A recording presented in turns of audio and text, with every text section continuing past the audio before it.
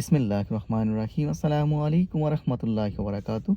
কেমন আছেন সবাই? আশা করি সবাই ভালো আছেন। আমিও আপনাদের দোয়া আল্লাহর রহমতে ভালো আছি। সো ভিডিওটা আসলে এই মুরুব্বিকে নিয়ে। ছবিতে যেই মুরুব্বিকে দেখতে পাচ্ছেন, হাতে টাকা নিয়ে দাঁড়িয়ে আছে।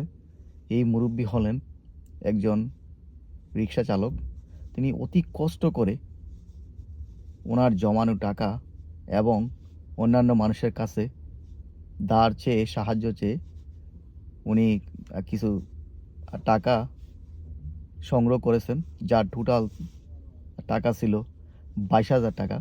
এই ২২,০০০ টাকা বন্যা দুর্গতদের জন্য তহবিল সংগ্রহের কাজে যারা ঢাকার টিএসসিতে নিয়োজিত, তাদের কাছে এসে এই ২২,০০০ টাকা, উনার অনেক কষ্টে অর্জিত টাকা, ২২,০০০ টাকা উনি এই তহবিলে দান